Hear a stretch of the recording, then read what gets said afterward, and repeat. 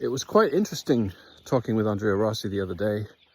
One of the things I think I found most interesting and most surprising was the fact that he said that he was working now with a energy producer, which would be someone who runs a power stations. And this energy producer is going to be apparently using ECAT technology to feed electricity into the grid. And I think many of us have thought, well, ECAT technology is going to be something that's going to help us get away from grids, because you can have electricity produced at the point of need. And I think that's what's been, for many people, that's been a very attractive idea. However, this development has actually gives a different perspective. I mean, this is somebody who is already producing electricity, looking at the ECAT and say, this can really help me in my current line of work.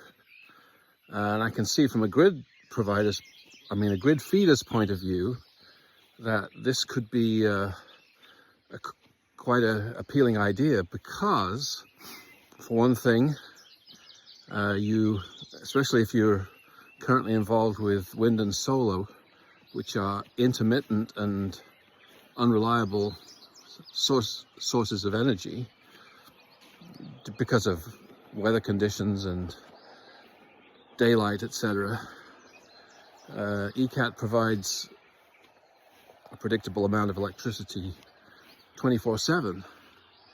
And so you can see that's very appealing, especially when it means that you don't have to be worrying now about developing large energy storage systems, which are very important when it comes to wind and solar. You've got to store the excess energy when you're getting more energy than is needed by the grid.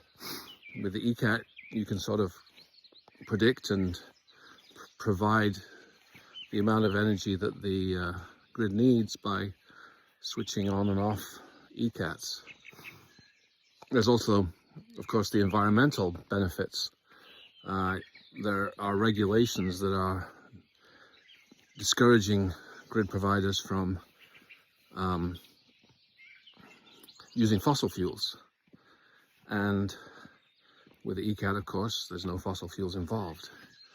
So that would be another attractive thing for a power station company. So, I don't think we can really predict how things are going to develop. Everybody is going to be looking at their own little sphere and say, ECAT can help me in this, in my situation,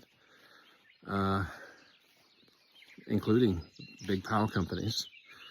So, I mean, personally, I've always thought, well, it'd be really nice to have be able to produce all my own power at home. But when you think about that, from many people's perspectives, it would be a very expensive thing to do if you were to, so 10 kilowatts, which is, in the range of being what most homes would use, more or less. But that's $25,000. And not many people, many people do not have $25,000 to spare, and maybe don't want to go into $25,000 of debt. It'll depend on each person's situation. So many people might think, well, if the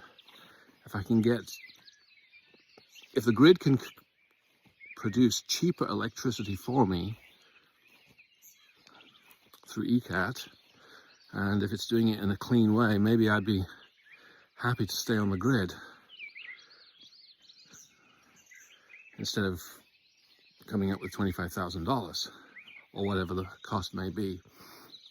So anyway, I don't know if there's going to be a single way that ECAT is, well, I'm sure there's not going to be a single way that the ECAT is going to be incorporated into daily life if and when it comes on the market. But I think it's very interesting that Andrea Rossi is working with a grid providing power company.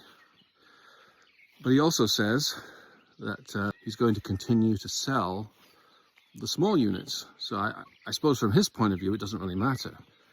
So long as people are buying ECATs, I think that's what he is happy to see, however they're going to use it.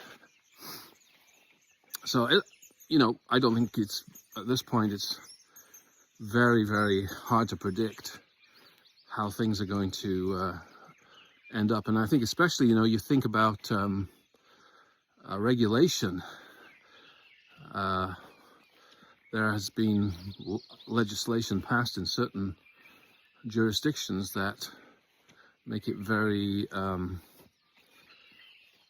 advantageous for the utilities, who don't like to see too many people going to roof solar systems, because it cuts into their business model, and it also, an excess of solar power being fed to the grid from homes can actually be can complicate things in a technical sense for the grid. They've got to find ways to handle all this excess power. So I don't know quite how it's going to turn out. I don't know at all how it's going to turn out, but there's going to be a lot of different players involved with different perspectives and different motives. But early on, it looks like one of the early adopters of the ECAT is going to be a power company feeding electricity to the grid. So we'll see how things develop, but that was an interesting thing that I thought jumped out at me when I was talking with Andrea the other day. Thank you.